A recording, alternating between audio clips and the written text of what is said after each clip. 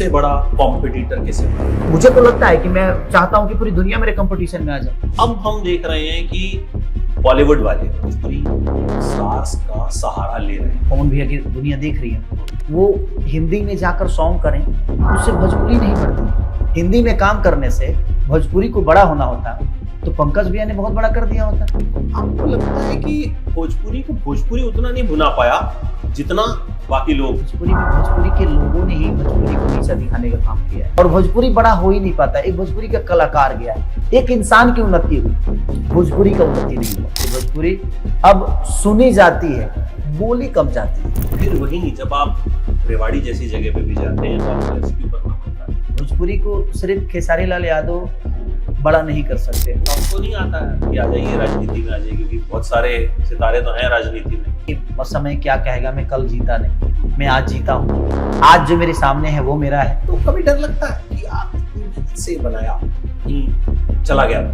डरेंगे नहीं ना तो आपकी मौत पक्के है। और डर क्या होता है? लापरवाही। मैं लापरवाह नहीं। मोदी जी पे ये इल्जाम लगता है कि उनके अंधभक्त हैं, खेसारी जी के अंधभक्त होते हैं। अगर दिल से अगर आप कुछ करिएगा ना, तो हर वो दिल की बातें दिल तक पहुंचती है। आपके लिए राम क्या है? राम मेरे लिए एक विचारधारा है, क्योंकि आपने कुछ जाना नहीं, कुछ समझा नहीं, रामायण पढ़ी नहीं और बोल दिया राम गलत है। अब आप किस पहलू पे सोचते हैं, ये आपका माइंडसेट है। आपसे किसी ने कहा कि आप मोटिवेशनल स्पीकर बहुत अच्छे बन सकते हैं? सबसे बड़ी चीज जानते हैं, जिसका शुरुआत खराब होता है ना, उसका अंत बहुत अच्छा होता है। जो गरीब पैदा होता है, अमीर वही होता है। आप एक ऐसे इंसान हैं जिनसे बातें जब शुरू करो तो खत्म नहीं होती। खत्म देखिए, जिसके पास खत्म हो जाएगी वो खत्म हो जाएगा। बिल्कुल। हमारे पास हमारी जिंदगी है, इसलिए हम खत्म कभी नहीं होते।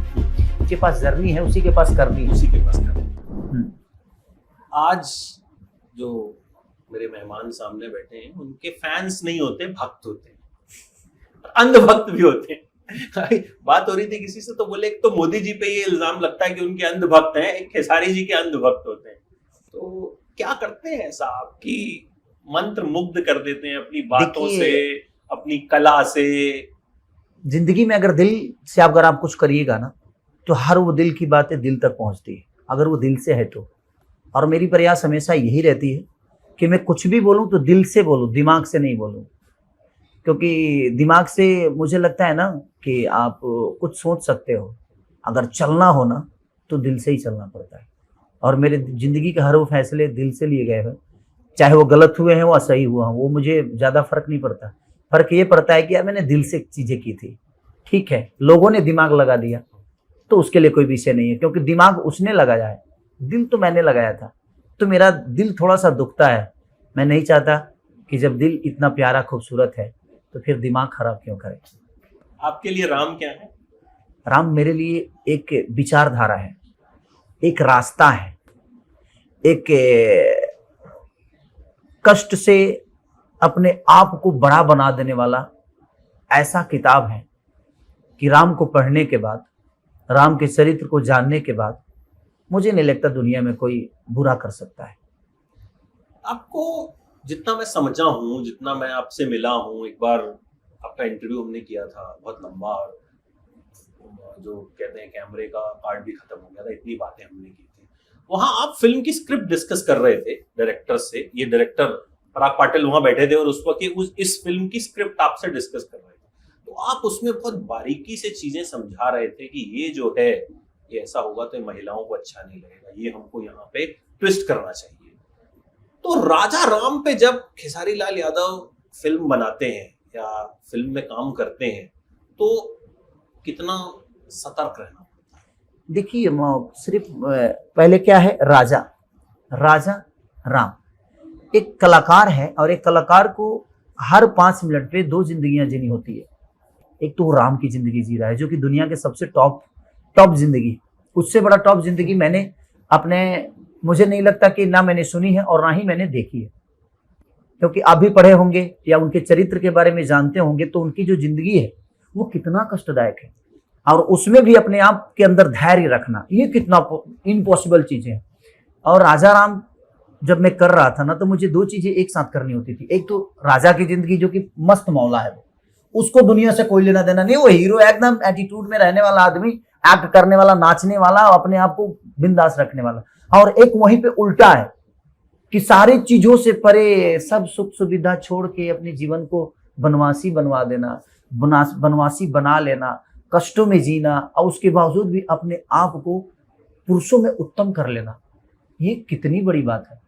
तो मुझे दो चीजें एक साथ करनी होती थी, तो मैंने क्या बोला कि जो आसान है वो काम नहीं है, जो काम है वो आसान है। इसमें अलग अलग रूप दिखेंगे आपके, आपने स्टेज पे बोला भी, इसका टीजर जब अभी हमने देखा, आया नहीं है अभी, और बड़ा शानदार टीजर है। आप इसमें श्री राम के अवतार में भी हैं, मॉडर्न अवतार में भी हैं, तो कहानी होगी कैसी? क्योंकि राम हमारे लिए अरुण गोविल हम देखते हैं तो दिमाग में वही आते हैं। जब आदि पुरुष आई थी तो फट हंगामा मच गया था कि भाई कैसे छेड़ दिया इन्होंने, कैसे इन्होंने ग्राफिक्स बना दिया। तो यहां किस तरह की कहानी होगी? क्योंकि मुझे तो पहले लगा कि रामायण बना रहे, फिर मुझे लगा कि उससे इंस्पायर होकर कुछ बना रहे हैं, लेकिन जब मैंने टीजर देखा तो मुझे दोनों चीजें दिखी। तो क्या है? देखिए, कलाकार एक अगरबत्ती की तरह है, एक पानी की तरह है। तो जब वो दारू में मिल रहा है तो वो दारू का हो जाता है, लेकिन वही जब शिवलिंग पे चढ़ता है तो गंगा जल हो जाता है। एक अगरबत्ती की तरह है, वो किसी बियर बार के कोने में अगर कहीं गाड़ दिया गया है तो वो अपना काम कर रहा है। अगर वही अगरबत्ती कहीं पूजा पाठ में लग रहा है तो वो अपना काम कर रहा है। उसकी जो खुशबू होते हैं, उसकी जो आस्था है, वो एक खुशबू से है कि लोगों को लगता है कि अगरबत्ती दिखाना जरूरी है। तो एक कलाकार जो होता है एक पानी की तरह होता है, वो जहां भी जाता है, वो अगर कचड़े में मिले तो कचड़ा का हो गया, अगर वो पानी में मिले, किसी के निर्मल जल में मिलकर अगर अंदर कोई ले रहा है तो उसके स्वास्थ्य को अच्छा रखने वाला चीज है। तो एक कलाकार पानी की तरह होता है। और मैंने एक कला के रूप में, एक कलाकार के रूप में मैंने राजा राम की है। तो कहीं राम है, वो कहीं राजा है, कहीं किसी कैरेक्टर में, कहीं फाइट भी कर रहा है, कहीं धनुष बाण भी चला रहा है। तो एज ए कलाकार सोचिएगा तो वो गलत नहीं है, लेकिन अगर आप किसी एक इंसान से उसको जोड़िएगा तो 110% नहीं 200% गलत हो जाएगा। तो ये सोचने के ऊपर है जे आप उस आदमी को कहां से सोचते हैं। और बिना देखे आप किसी चीज को जज करते हैं तो फिर आप गलत हो, क्योंकि आपने कुछ जाना नहीं, कुछ समझा नहीं, रामायण पढ़ी नहीं और बोल दिए राम गलत है, राम सही है। तो आपको किसी भी चीज के बारे में जानने के लिए उसके पास जाना तो पड़ेगा। आप जब तक जाइएगा नहीं, जानिएगा नहीं, और जानिएगा नहीं तब तक उसके अंदर की कमी या उसकी अच्छाई आपको पता नहीं चलेगी। अब सुन के और ऐसे देख के आप किसी को जज नहीं कर सकते हो कि इसके मन में क्या चल रहा है, वो इंसान कैसा है। रोड पे चलने वाला हर आदमी शरीफ नहीं होता, चोर भी होते हैं। आपको कैसे पता चलेगा? किसी ने मुझसे बोला कि यार आपको धोखा लोग दे देते हैं, उसके बावजूद भी मदद करते हैं। और तो किसी ने फिर बोला कि यार छोड़ो ना, पांचों उंगली बराबर थोड़ी होती है। पांचों उंगली बराबर नहीं है, लेकिन इसमें से कौन सा उंगली सही है कैसे पता चलेगा? ये भी तो विषय है ना। तो किसी को जज करके आप अपने साथ तो रख नहीं सकते, किसी को जज करके प्यार तो कर नहीं सकते आप। तो आपके जीवन में आप बेहतर करो। दुनिया कितना आपके साथ गलत करती है इस विषय पे मेरा कोई विषय होता भी नहीं। मैं अपना काम करने की कोशिश करता हूँ, अपना काम करता हूँ, और उससे लोगों को क्या मिलता है, एक सीख मिलता है कि हाँ, मैं अगर कुछ करूं और लोगों को सीख नहीं मिले तो फिर मेरे काम करने का कोई मतलब नहीं। आज ही आपके ट्रेलर लॉन्च के दौरान एक वाकया हुआ है, और उस वाकये पर आपका जो रिएक्शन था, मुझे उसने सोचने में मजबूर किया कि ये बंदा कितना अलग सोचता है। एक शख्स आ गया चाकू लेके, सबको लगा कि शायद वो आपको मारना चाह रहा है। जब आपसे सवाल पूछा गया, आपने कहा कि यार वो तो जो है वो शायद खुद को चोट पहुंचाना चाह रहा था कि मैं उससे मिल लूं। हाँ, तो ये आपको कैसे ये चीज रियलाइज हुई? आपने उस चीज में नेगेटिविटी नहीं देखी? आपने उसमें भी जो है एक देखिए, हर एंगल मैंने क्या बोला कि हर चीज के दो पहलू होते हैं, और दो नहीं 10 होते हैं। अब आप किस पहलू पे सोचते हैं ये आपका माइंडसेट है। कि अगर आप किसी को, मैंने क्या बोला कि आप किसी को जज तुरंत कर लेते हो ना कि ये गलत है, तो गलत हो ही जाएगा, क्योंकि आपने सोच के रखा ही है जो इसको गलत साबित करना है मुझे। तो वो आपकी सोच पे निर्भर हमारा कैरेक्टर करता है जी। आपकी सोच के हिसाब से मेरा कैरेक्टर डिसाइड होता है। आप जो सोचते हो वो मैं बन जाता हूं, आप जो नहीं सोचते हो वो मैं हूं, क्योंकि आप उस तक नहीं पहुंचे जहां मैं पहुंचा हूं। तो आपकी पहुंच ही और आपकी सोच और आपके जाने का जरिया जो है वो आपको बताता है कि आप कितने कैपेबल हो, आप कितने बेहतर हो। ये नहीं कह रहा हूं कि अगर आप मेरे बारे में गलत सोच रहे तो आप बेहतर नहीं हो, बट मेरे कहने का मतलब कि आप अगर मेरे बारे में गलत सोच रहे हो तो एक बार अच्छा सोच के भी देखो, शायद मैं उस एंगल से मैं अच्छा हो जाऊंगा। तो वो सोच के ऊपर निर्भर करता है कि आप कितने सही, मैं कितना सही और मैं कितना गलत, तो वो आप बताओगे और आपकी सोच बताएगी। अगर आप गलत सोचते हो तो उसमें भी आपकी आज़ादी है, आप अच्छा सोचते हो तो हो सकता है कि हम दोनों का संबंध बेहतर हो सकता है, हम एक दूसरे के संबंध। तो ये बताइए, जब गलत सोचने से संबंध खत्म होता है तो हम क्यों वो गलत सोचें, बेहतर सोच के एक संबंध के ऊपर हाथ बढ़ाते हैं और उसके साथ जीवन चलते हैं। आपसे किसी ने कहा कि आप मोटिवेशनल स्पीकर बहुत अच्छे बन सकते हैं? नहीं, मोटिवेशन की नहीं, ये मेरे जीवन की सच्चाई है। मुझे ऐसा लगता है कि मैं ऐसे ही सोचता हूँ तो मेरे लिए हर आदमी बेहतर हो जाता है। हाँ, जहां तक बातों का जवाब है तो जवाब तो मुझे देना ही पड़ेगा, चाहे वो उनके लिए गलत हो या सही हो। लेकिन अगर कोई मुझे गलत बोलता है तो ठीक है, मैं गलत नहीं बोलूंगा, उनके बारे में सही बोल सकता हूं। अगर जिसने सही बोला मुझे लगता है ये गलत है, तो मैंने क्या बोला कि कोई जरूरी नहीं कि मैं सही हूं। बट मैं अगर कुछ बोल रहा हूं तो आपको उसको एक तरीके से लीजिएगा तो हो सकता है वो रॉन्ग हो जाए, हो सकता है वो सही भी हो जाए। बट वो आपके ऊपर होता है कि आप मेरे शब्दों को लेते कैसे हो।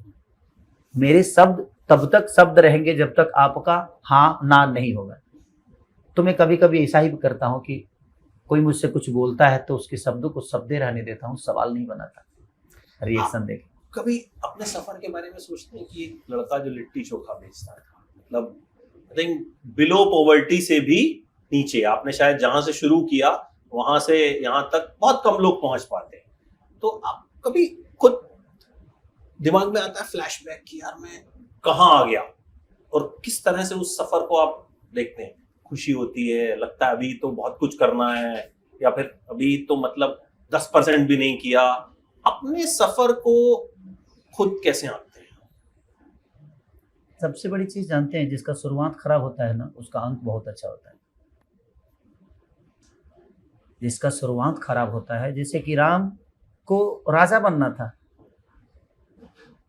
उनका शुरुआत खराब हुआ। बनना था राजा, बट क्या मिला, बन मिल गया, लेकिन अंत कितना प्यारा था। तो जिंदगी में जब आपकी शुरुआत खराब होती है ना सर, तो आपका अंत बहुत बड़ा होता है और अंत सही होता है। जो गाड़ियां घर से निकलते खराब हो जाती है ना, वो फिर रास्ते में धोखा नहीं देती। फिर आदमी पूरे चक्का से लेकर ग्रीसिंग से लेकर ब्रेक से लेकर सारी चीजों पे फोकस करके फिर वहां से सफर तय करता है, और उसके बाद वो लॉन्ग ड्राइव पे जाता है और फिर बीच में कहीं अटकता नहीं वो। तो जिसकी शुरुआत खराब होती है उसका अंत बहुत प्यारा होता है सर। जिसका शुरुआत ही सही होता है ना, उसका अंत बड़ा बुरा होता है। जो गरीब पैदा होता है अमीर वही होता है, जो अमीर पैदा होता है ना उसके पास खोने के लिए बहुत कुछ होते हैं, उसके पास बेचने के लिए है, बर्बाद करने के लिए है। सर हम तो पहले से बर्बाद है, हम क्या बर्बाद करेंगे, हम तो गरीब हैं, हमारे पास बर्बाद करने के लिए बेचने के लिए खेत तो चाहिए ना सर। हाँ, किसी से लड़ने के लिए ताकत तो चाहिए ना, किसी से उलझने के लिए औकात तो चाहिए ना सर। कुछ भी नहीं है सर, सब तो बनाना है, औकात भी बनानी है, जमीन भी बनाना है। हाँ बेचूंगा मैं नहीं, बेचेगा कोई और जो मेरे बाद आएगा। अच्छा, आप अपना सबसे बड़ा कॉम्पिटिटर किसे मानते हैं? देखिए, मेरे कहने का मतलब कि कोई भी दुनिया का आदमी कह दे, भगवान राम के भी कंपटीटर थे, रावण। एक दूसरे से अगर हम कंपटीशन नहीं रखेंगे तो जीवन में फिर आप कर क्यों रहे हैं? फिर जिंदगी में होना चाहिए ना कंपटीशन, बिल्कुल होना चाहिए। क्योंकि अगर हम बॉलीवुड भी देखें तो आमिर, शाहरुख, सलमान, 3 खान सबसे बड़े माने जाते हैं, और तीनों में इसी बात का कंपटीशन हुआ करता था कि नंबर 1 कौन। पहले खूब चलता था खान वॉर, तो ये कंपटीशन ही इंडस्ट्री को आगे भी बढ़ाता सर भगवान राम के भी कंपटीशन हुए हैं, हर आदमी का कंपटीशन। ये बताइए, अंधेरी के बाद, अगर अंधेरी के बाद ये अंधेरी के बाद जुहू नहीं होता तो फिर इंसान सफर कैसे करेगा? बिल्कुल। तो हर चीज के बाद अगर कुछ आगे है तो ही आगे बढ़ने का अवसर प्राप्त होता है। आपके आगे कुछ नहीं है तो फिर आप आगे नहीं बढ़ेंगे, फिर तो आपका अंत है।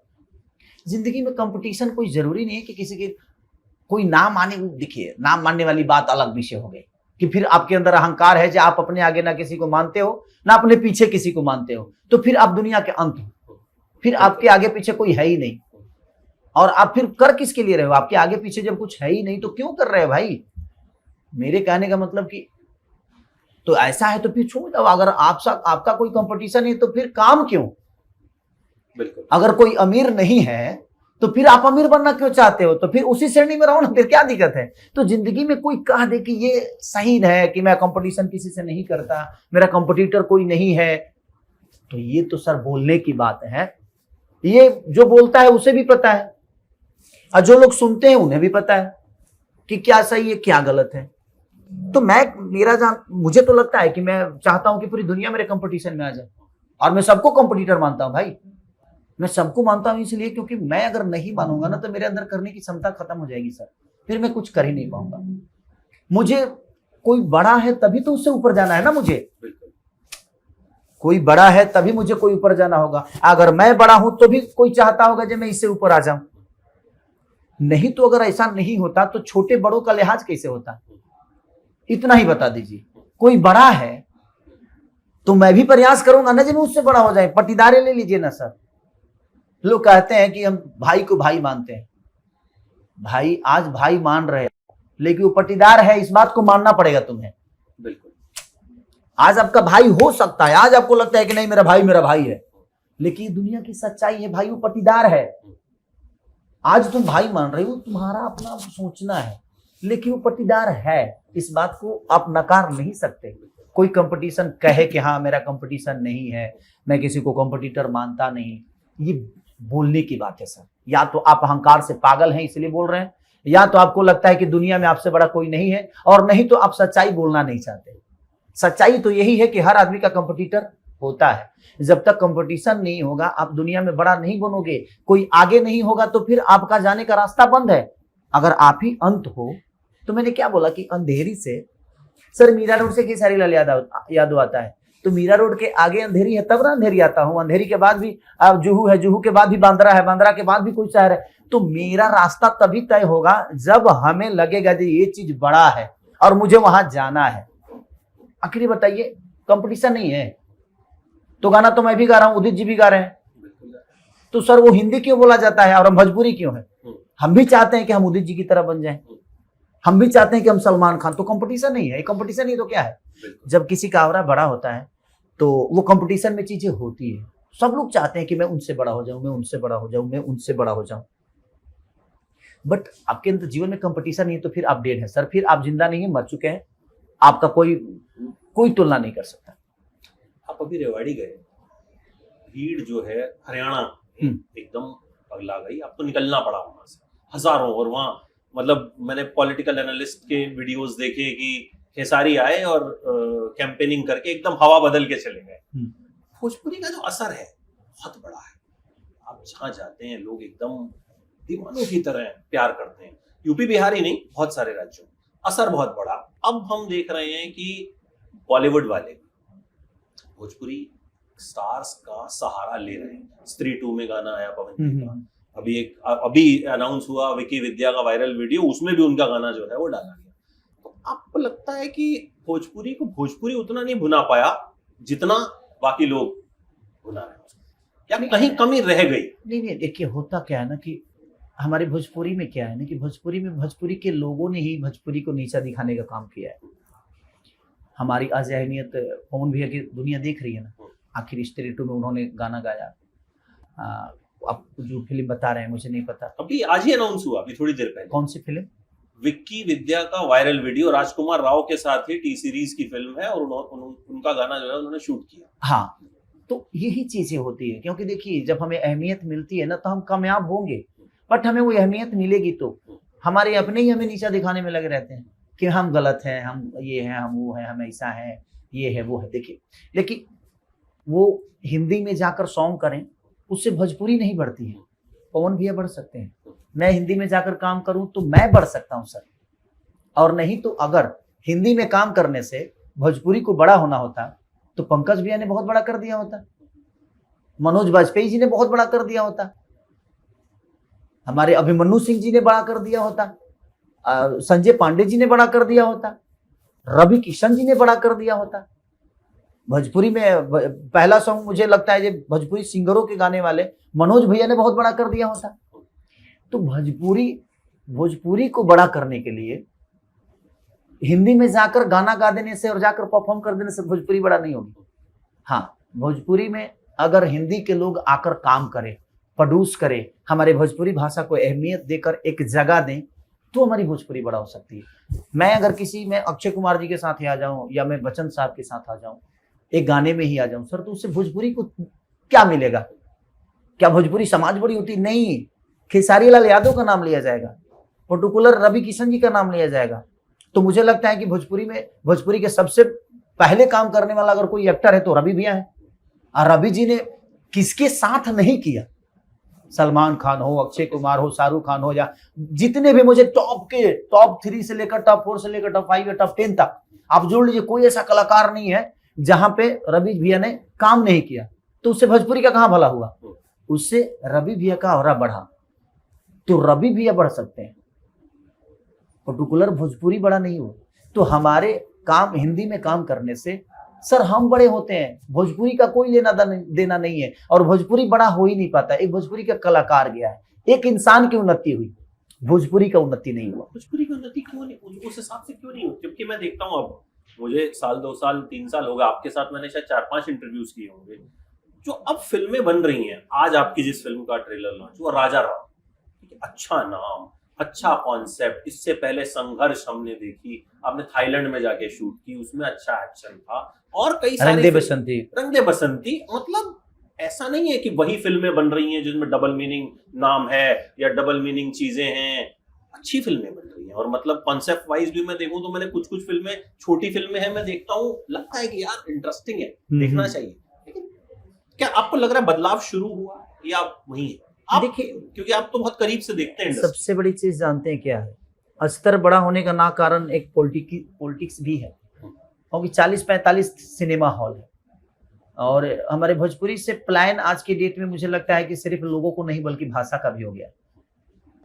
अब मुंबई शहर में रहने वाले ना भी होंगे तो कम से 10 से 12-15 लाख लोग तो होंगे बिहार के, बिल्कुल होंगे ना, ज्यादा 20 लाख कम से कम 20 लाख लोगों के बच्चे भी तो अब महाराष्ट्रियन हो गए ना। भोजपुरी कहाँ बोलते हैं? वो बोलते, मैं अपने घर में बच्चों को भोजपुरी, जब ऋषभ मेरे को बोलता है, ए पापा खाना खाई, तो हमको लगता है कि पूरी दुनिया जीत ली मैंने। मेरी बेटी कभी बोलती है, पिताश्री कहाँ बानी रहुआ। तो कभी कभी सर, वो कभी कभी मेरे घर में बोला जाता है। हाँ, मेरी वाइफ और मैं दोनों बात करते हैं भोजपुरी में, बट मेरे पापा आते हैं या मम्मी आती है तो वो लोग सब लोग बात करते हैं, बट मेरे बच्चे कभी भोजपुरी में। तो हमारे साथ साथ मुझे लगता है कि भोजपुरी के भाषा का भी पलायन हो गया। आज बॉम्बे में जाकर और बिहार से जितना दूर जाइएगा, चाहे कलकत्ता हो, चाहे दिल्ली हो या पंजाब हो, तो हमारे बच्चे जब वहाँ की स्कूल में दाखिला होते हैं तो सर वो भोजपुरी बोल के थोड़ी दाखिला होंगे। तो हमने, अगर वही चीजें हमारे गांव में व्यवस्था होती, वही फैक्ट्रियां होती, वही सारे बिजनेस का स्टोर होता हमारे यहाँ, तो हम यहाँ आते क्यों? तो हमने अपने भाषा को खुद ही प्लान कर दिया। तो हमारे, मुझे लगता है कि आज थिएटर कम है और लोग अपने बच्चों को, मुझे लगता है कि प्रदेश में ज्यादा सुरक्षित महसूस कर रहे हैं, तो धीरे धीरे भोजपुरी बोलना ही कम हो रहा है। और जब बोलना ही कम हो जाएगा तो फिर सर, जब जो चीजें बोलने में नहीं आएगी वो सुनेगा क्यों? तो विषय वहां हो रहा है, और मुझे भी दुख है इस बात का, ऐसा नहीं कि नहीं दुख है। और भोजपुरी को सिर्फ खेसारी लाल यादव बड़ा नहीं कर सकते, उसके लिए हमारे जितने भी हमारे बड़े भाई नेता हैं वो लोग भी प्रयास कर रहे हैं बेचारे, किस हद तक, क्योंकि हॉल थिएटर बड़ा होगा, हॉल थिएटर बढ़ेगा। अब 40-45 सिनेमा हॉल में क्या रिकवरी करिएगा सर? आप 5 करोड़ का सिनेमा बना के आप कहाँ से 40-45 करोड़ में रिकवर कर लीजिएगा? 40 से 45 सिनेमा हॉल है, कहाँ से? संभव ही नहीं है। उसके लिए कम से कम 500 थिएटर चाहिए। थिएटर होगा, सामान तो है हमारे पास, बेचने के लिए सुविधा नहीं है, तो कहाँ बेचेंगे सर?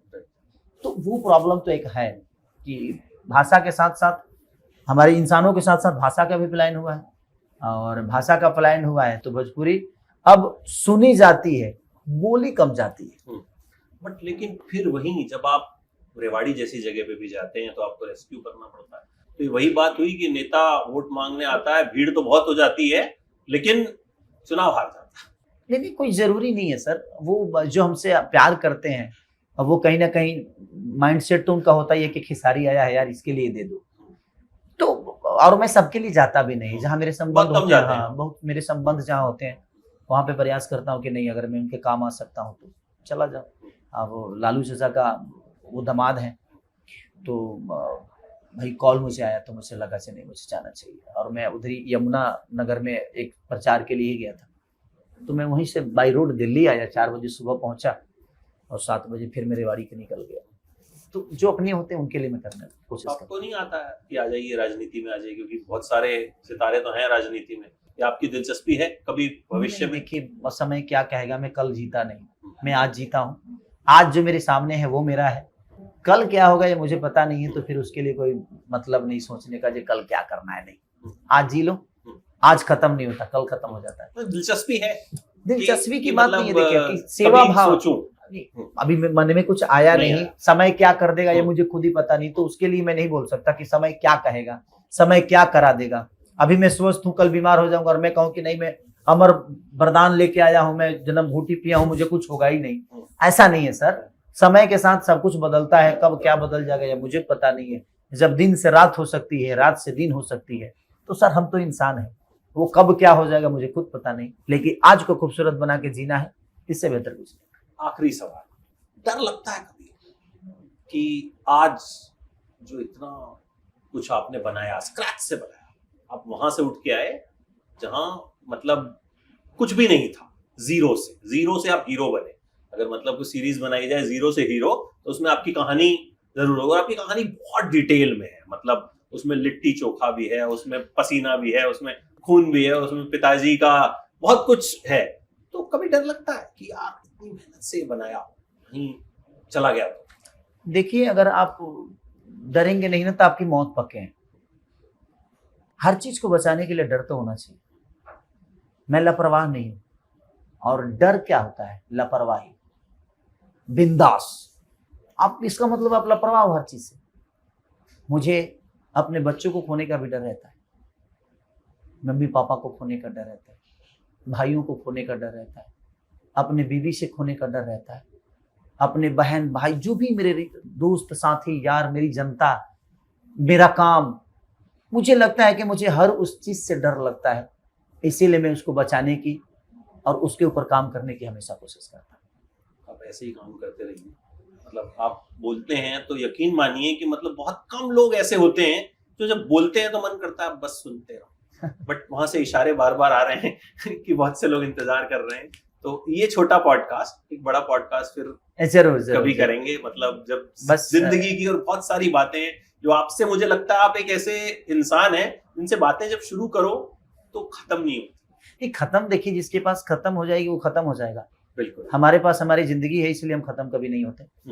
और हमारे पास, मैंने जो सफर तय किया है ना, वो सफर आसान नहीं था, इसीलिए बहुत सारे जर्नी, जिसके पास जर्नी है उसी के पास करनी है, उसी के पास करनी। हाँ, बिल्कुल। जिसके पास जर्नी नहीं ना सर, वो इंसान नहीं। जिसके पास कहानी नहीं वो किताब नहीं, और जिसके जीवन में किताब नहीं वो किसी कहानी का हिस्सा नहीं। बिल्कुल। और हमारे तो एंटरटेनमेंट लाइव के जितने दर्शक हैं, मेरे ख्याल से उसमें आधे से ज्यादा तो ऐसे होंगे जो आपके दीवाने होंगे, आपके एक वीडियो पे जो है मतलब कमेंट्स की झड़ी लगा देते हैं, तो उन्हें बहुत पसंद आने वाली है आपकी बातचीत। चलिए, थैंक यू, एकदम दिल से thank you so much. Thank you so much, thank you. Raja Ram के लिए बहुत बहुत शुभकामनाएं। चलिए, आपको भी कि आप भी अपना प्यार और आशीर्वाद राजा राम को दीजिए, हमारी पूरी टीम को दीजिए, बिल्कुल। और हमारी प्रयास रहेगी कि हम ऐसे ही बेहतरीन बेहतरीन सिनेमा, बेहतरीन कहानियों के साथ, बेहतरीन गानों के साथ, मनोरंजन के साथ साथ एक समाज को अलग आईना दिखाने का, कि समाज में ऐसे भी करता है, ये भी है।